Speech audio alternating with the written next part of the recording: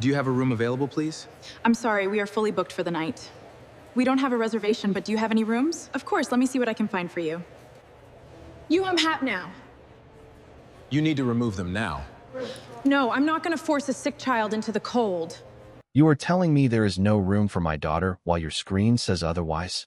Darius Bennett asked, keeping his voice low so he would not wake the 8-year-old girl sleeping against his shoulder. It was 11 minutes before midnight when he entered the Bennett Crown Hotel wearing a dark hoodie, faded jeans, and plain sneakers, with one small overnight bag hanging from his free hand. Nia's cheek rested against his chest, warm from a mild fever and exhaustion after a delayed flight. The lobby around them glowed beneath amber lights, polished marble, and the quiet elegance Darius had once spent months approving. But none of that warmth reached the woman behind the front desk. Rebecca Collins looked at Darius, then at Nia, then at the worn bag near his feet. Her eyes returned to the computer. "I am sorry, sir. We are fully booked tonight." Darius glanced at the screen reflected faintly in the dark glass behind her. He could not read every line, but he recognized the green availability markers. There was open inventory. "I only need one standard room," he said. "One night." Rebecca folded her hands with the careful patience of someone trying to end a conversation without appearing rude. "There are several properties near the interstate that may be more appropriate for your situation." Darius held her gaze. "What situation is that?" Her smile tightened. Traveling without a reservation this late can create complications. Before he could answer, the revolving door turned behind him. A white couple entered wearing tailored coats and carrying shopping bags from luxury stores. They approached the desk and admitted they had no reservation. Rebecca's posture changed immediately. Her smile became warmer. Her voice softened. Within less than a minute, she handed them 2 key cards and welcomed them to a deluxe king room on the 11th floor. Darius watched them walk toward the elevators, then stepped back to the desk. Did a room just become available? Rebecca's fingers paused over the keyboard. That was a priority accommodation. "What makes a guest a priority?" he asked. She looked directly at him this time. "Some guests are simply a better fit for this." "Property." Nia stirred at the sound of her voice and slowly opened her eyes. "Daddy," she whispered, "are we staying here?" Darius adjusted his hold and pulled the front of his hoodie more securely around her shoulders. "I am working on it, sweetheart." Nia looked past him at the gold lettering mounted behind the desk. Bennett Crown. She had seen the name before, but she was too tired to understand why her father had suddenly become so still. Darius looked around the lobby he had helped design, from the stone beneath his shoes to the brass promise engraved beside the elevators. Dignity before status. Rebecca had no idea that the man she had judged by his clothes owned the building, the company, and every room she claimed was unavailable. More importantly, she did not know he had arrived without warning for a reason. Darius was not only waiting to see whether she would recognize him. He was waiting to discover how far this hotel had drifted from the promise his father had trusted him to protect. 3 hours earlier, Darius and Nia had been waiting near baggage claim at Norfolk International Airport while the last passengers from their delayed flight collected their bags. Weather over Atlanta had held them on the ground for nearly 4 hours, and by the time they reached Virginia, Nia had fallen asleep sitting upright beside him. When she woke, her forehead felt warm. Darius took a small digital thermometer from the side pocket of her backpack, checked her temperature, and gave her the medicine her pediatrician had recommended for a mild fever. She drank half a bottle of water, then rested her head against his arm. Their home was almost 50 miles away. On a normal night, Darius would have driven the distance without hesitation, but one look at Nia told him another hour in the car was too much. The Bennett Crown stood less than 10 minutes from the airport. One phone call could have solved everything before they left the terminal. Michael Grant, the regional operations director, was already staying on the executive floor with Linda Parker from Human Resources and several members of the leadership team. They were preparing for a quarterly meeting scheduled for the next morning.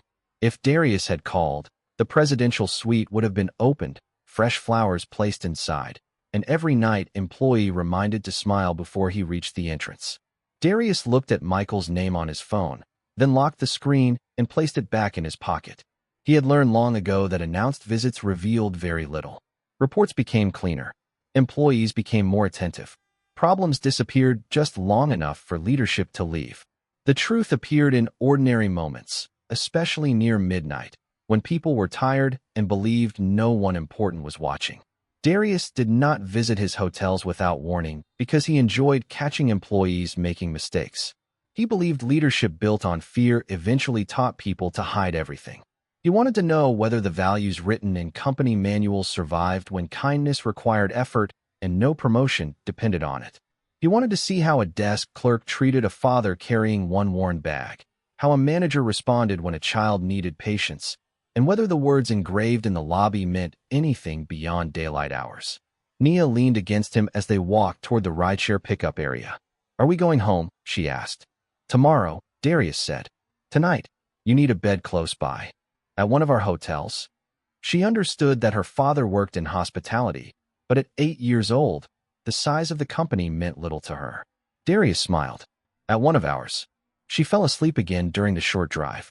Darius watched the highway lights pass across the window and remembered the lesson Samuel Bennett had repeated throughout his childhood.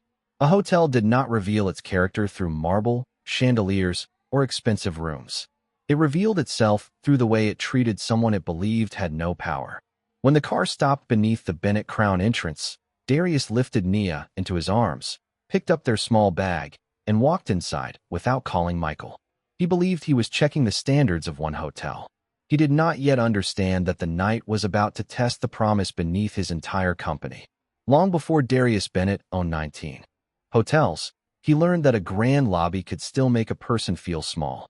He was 16 when he began spending Friday evenings at the Richmond Hotel where his father, Samuel, worked as a bellman. Samuel wore a navy jacket with brass buttons, kept a small notebook filled with returning guests' names, and remembered details most managers overlooked.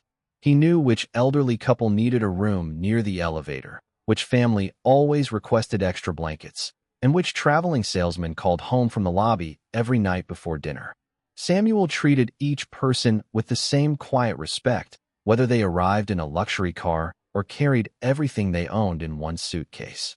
The hotel did not always return that respect. Some guests handed him bags without making eye contact. Others called him by the wrong name even after years of visits. Managers praised his reliability in private, then spoke over him whenever decisions were made.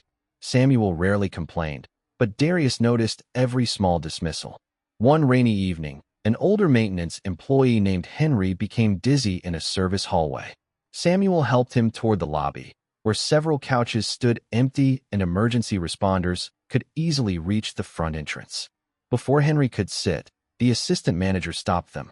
He said staff members in uniform were not allowed to rest in guest areas because it created the wrong impression.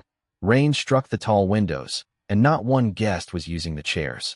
Still, Samuel guided Henry back to a narrow service corridor and stayed beside him until medical help arrived. Darius watched from near the front doors, too angry to understand why his father did not argue. On the bus ride home, he finally asked. Samuel looked through the fogged window for a long moment. "A building can look expensive and still be poor in character," he said. "Never measure a person by whether the room was designed for them." Years later, when Darius opened his first hotel, Samuel walked through the unfinished lobby before the ribbon cutting. Dust covered part of the floor, painters were still working near the ceiling, and the front desk computers had not yet been installed. But the brass words beside the elevators were already in place. Dignity before status. Samuel touched the lettering and asked one question. "Will a tired person without money still feel human in your lobby?" Darius promised the answer would always be yes. He promised that employees would be respected, guests would be judged by their conduct rather than their clothes, and no child would ever watch a parent treated as though they did not belong. Samuel died before the Bennett Crown became a national brand, but Darius carried that promise into every property. Now, standing in the midnight lobby with Nia warm and exhausted against him, he looked at the same words engraved beside the elevators. Rebecca's refusal was no longer only poor service. It was proof that the promise his father had trusted him to protect had begun to disappear beneath the marble, policies, and polished smiles of the company Darius had built. Nia opened her eyes when Darius lowered her carefully into a chair near the front desk. Her cheeks were warm, and the long delay had left her too tired to hide the confusion in her face. Darius knelt beside her, took the digital thermometer from her backpack, and checked her temperature again. The fever had risen slightly, but it was still within the range her pediatrician had told him to monitor at home. He gave her a few more sips of water and wrapped the front of his hoodie more securely around her shoulders. Rebecca watched from behind the desk without moving. "Sir, the lobby seating is reserved for registered guests." Darius looked at the empty chairs stretching across the polished floor. "She needs a few minutes to rest." Rebecca's expression remained smooth. "Then you should take her somewhere better equipped to handle your situation." Nia looked from Rebecca to her father. "Did we do something wrong?" she asked. Darius felt the question more deeply than anything Rebecca had said to him. "No," he answered. "You did nothing wrong." Near the elevators, the well-dressed couple who had arrived after them returned to the lobby because the man had forgotten a phone charger. Rebecca greeted them warmly and offered to have one delivered to their room. Nia watched the exchange in silence. Children often noticed differences long before adults were willing to name them. "They did not have a reservation either," she said. Darius nodded. "No, they did not." Nia looked down at her hands resting against the gray fabric of his hoodie. When she spoke again, her voice was barely above a whisper. "Does she think we do not belong here?" Darius sat beside her. He had prepared himself for many parts of fatherhood. He knew how to check a fever, repair a broken bicycle chain, and stay calm when fear entered a room. No one had taught him how to explain prejudice to an 8-year-old without giving her either a lie or a burden too heavy for her age. "Sometimes people decide who you are before they understand anything about you," he said. "That is wrong, no matter who they do it to." Nia looked toward Rebecca. "Is it because we are black?" Darius held her gaze. He would not teach her to ignore what she could clearly see, but he would not allow someone else's failure to become the measure of her worth. "It may be part of what she thinks she sees," he said. "But your skin is not the problem. Her judgment is." Nia leaned against him and stared at the brass words beside the elevators. "Dignity before status." "What does that mean?" she asked. "It means people deserve respect before anyone knows their job, their money, or their name." She considered the answer, then looked back at the front desk. Then why does she not follow it? Darius did not answer immediately. Every minute he remained silent had once seemed necessary to understand how deeply the problem ran. Now he realized that the same silence might become a memory Nia carried for years, a moment when she watched her father accept being treated as less. Behind the desk, Rebecca picked up the phone and asked the night manager to come down. Darius placed one hand over Nia's and looked toward the elevator doors. He had entered the hotel to test whether its values were still alive. What he had not expected was that his daughter would be the one forced to pay for the answer. Charles Whitman stepped out of the elevator with the measured confidence of a man who believed every problem could be controlled by choosing the right tone. Rebecca met him halfway and spoke quietly, describing Darius as an unregistered walk-in who had become difficult after being told the hotel had no rooms. Charles listened without looking at Darius until she finished. Then he approached with a professional smile that seemed carefully practiced. "Good evening, sir. I understand there has been some confusion." Darius stood, keeping one hand on Nia's shoulder. "There is no confusion. Your system shows available rooms. Your employee denied us one, then checked in guests who arrived after us without reservations." Charles glanced at Rebecca. She gave him a small nod, and he accepted her version without asking another question. "Our front desk team is authorized to use management discretion," he said. "Based on what?" Darius asked. "Guest comfort, brand standards, and security concerns." The words were polished enough to sound official and vague enough to hide almost anything. Darius looked toward the computer behind the desk, then checked the inventory. Charles's smile tightened. "That will not be necessary." "Why not?" "Because I trust my staff. Trust does not require refusing to verify the facts." Charles shifted his attention to Nia, who was leaning against the chair with Darius's hoodie wrapped around her shoulders. "If your daughter is unwell, perhaps a medical facility would be more appropriate." Darius kept his voice even. "Her fever is mild. She needs rest, not a hospital." "Then I suggest you find another property. You have rooms here." Charles lowered his voice as though offering private advice. "This hotel serves a particular kind of guest. We have to protect the experience people expect when they stay with us." Darius studied him. "What kind of guest do you believe my daughter is?" Charles did not answer directly. "You arrived near midnight without a reservation, with one small bag, and you are now questioning staff in front of registered guests." I have not raised my voice. A disturbance does not always require shouting. Nia looked from one man to the other. We are not bothering anyone, she said. Charles ignored her. That choice told Darius more than the rest of his explanation. You keep mentioning reputation, Darius said. What exactly are you protecting it from? Charles's expression hardened. I am protecting this property from situations that make paying guests uncomfortable. Rebecca lowered her eyes. She understood what he had said, even if he had wrapped it in professional language. Darius turned toward the brass words beside the elevators. Dignity before status. The sentence Samuel had once touched with pride now stood 20 feet from a manager using status to decide who deserved dignity. Charles motioned toward a man near the entrance. Jordan, please escort them outside. Jordan Price, the overnight security officer, stepped forward slowly. His eyes moved to Nia's flushed face, then back to Charles. Sir, it is cold outside. I gave you an instruction. Jordan did not move. Darius looked at Charles one last time. You know there are rooms available. You know she is sick. You know we have done nothing wrong. Charles straightened his jacket. What I know is that this hotel has a reputation to protect. Darius glanced at Nia, then at the words on the wall.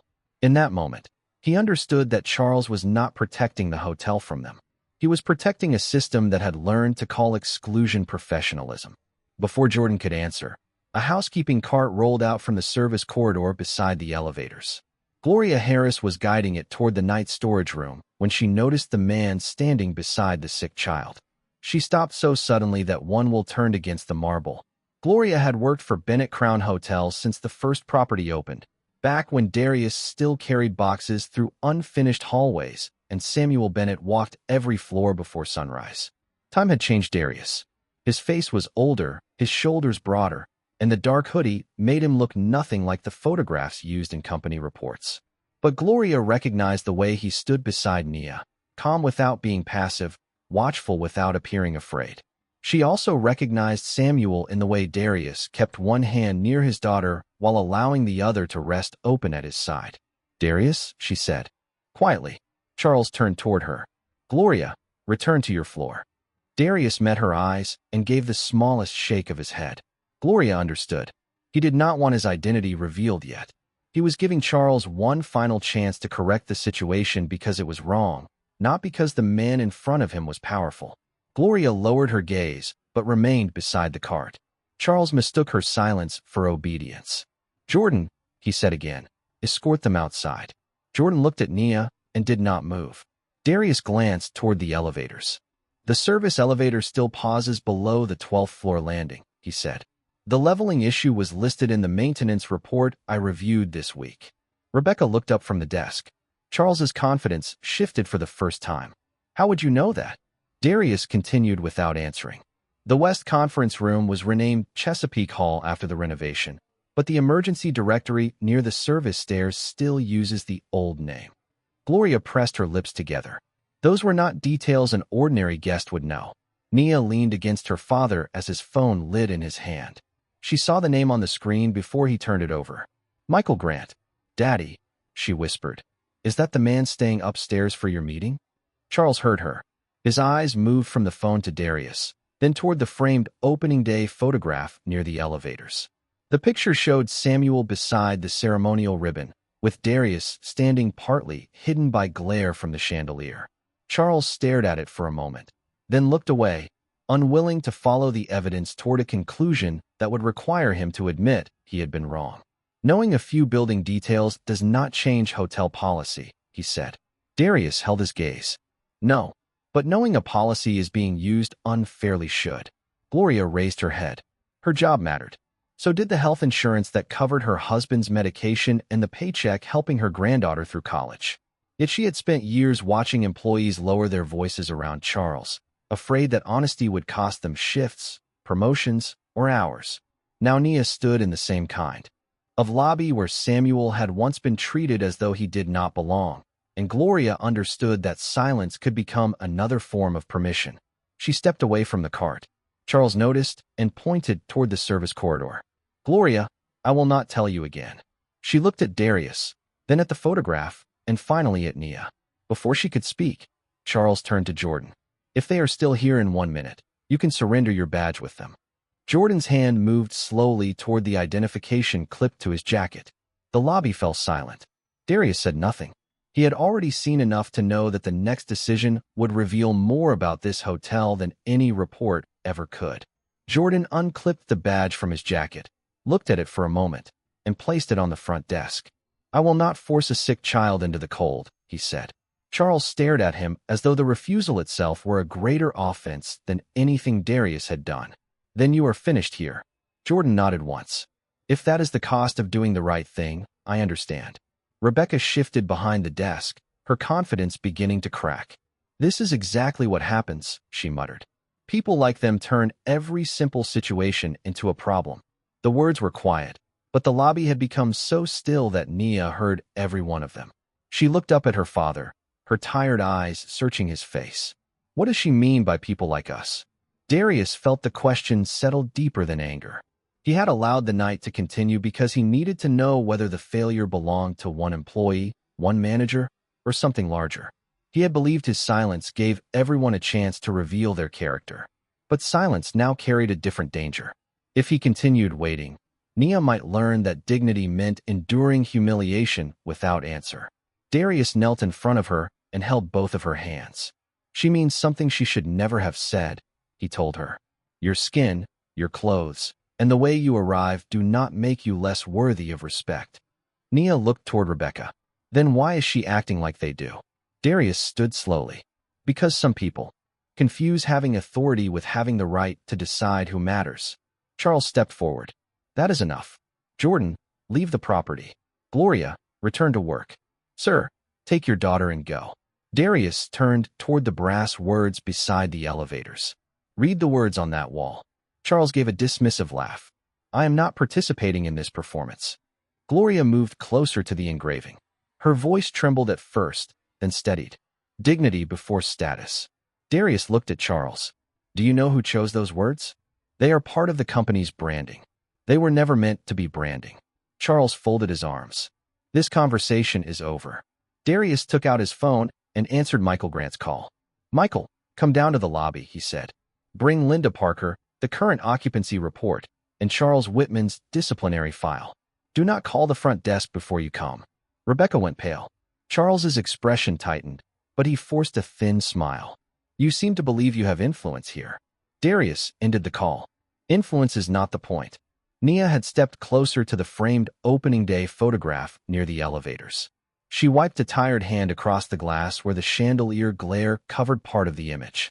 The reflection shifted, revealing Darius standing beside Samuel Bennett with one hand resting near the ceremonial ribbon. Nia stared at the picture, then turned toward her father. "Daddy," she said, louder this time, "that is you." Jordan looked at the photograph. Rebecca followed his eyes. Charles remained still, but uncertainty spread across his face. Gloria finally stepped away from the cart. "His name is Darius Bennett," she said. "Samuel Bennett was his father. Mr. Bennett founded this company, and he built this hotel." The words moved through the lobby with more force than any raised voice. A guest near the fireplace lowered his newspaper. The couple who had received the deluxe room had returned to collect a forgotten bag and now stood near the elevators, listening. Charles looked from the photograph to Darius, then toward the gold name behind the desk. Bennett Crown. His posture changed immediately. His shoulders lowered, and his voice softened. "Mr. Bennett, there has clearly been a misunderstanding." Darius studied him in silence. "No," he said. "You understood the situation perfectly. You believed I had no power, and that made you comfortable treating my daughter as though she did not belong." Charles opened his mouth, but no answer came. Darius turned to Rebecca. "How many clean rooms are available right now?" Her hands shook as she checked the system. 17, she whispered. Nia leaned against Darius's side. He placed an arm around her and looked at Charles. "You were prepared to send an 8-year-old child with a fever outside because you thought protecting an image mattered more than protecting her dignity." The elevator indicator lit above the doors. Charles glanced toward it, then back at Darius. "I can explain." Darius's expression remained calm. "You will have that opportunity." The elevator bell sounded. Michael Grant and Linda Parker were coming down, and for the first time that night, Charles understood that the consequences were no longer his to control. The elevator doors opened, and Michael Grant stepped into the lobby beside Linda Parker, the company's human resources director. Two regional operations managers followed with tablets in hand. Michael saw Darius first, then Nia wrapped in the dark hoodie, Jordan's badge resting on the desk, and Charles standing several feet away with the expression of a man already searching for a version of events that might protect him. "Mr. Bennett," Michael said. The title removed the last trace of uncertainty from the room. Charles moved forward quickly. "Michael, there has been a misunderstanding." Darius did not look at him. "Show me the occupancy report." One of the operations managers opened the current inventory. 17 clean rooms were marked available, including 6 standard rooms that had been ready before Darius and Nia entered the hotel. Rebecca stared at the screen, then lowered her eyes. Linda opened Charles's disciplinary file, while Michael asked the night auditor to preserve the check-in records and security footage. The records showed that Rebecca had told selected walk-in guests the hotel was full while continuing to assign rooms to others based on what she called management preference. Charles tried to interrupt. "We use discretion to protect guest comfort." Linda looked up from the file. "You were formally warned 6 weeks ago that screening guests by appearance violated company policy. You signed a final warning stating that another verified violation could result in immediate termination." Charles's face changed. Darius remained still. "What happened to the earlier complaints?" he asked. Linda turned the tablet toward him. "Several were closed at the property level without regional review." Gloria stepped forward and explained that employees who challenged Charles often lost preferred shifts or received poor evaluations soon afterward. Linda raised one hand gently. "We will investigate every claim separately. Tonight, we are only confirming what can already be documented." Jordan then described the direct order Charles had given him to remove Darius and Nia, despite the child's fever in the available rooms. Rebecca began to cry quietly. "I was following his instructions," she said. Darius looked at her. "You were following a pattern, but you still made choices." His voice held no anger.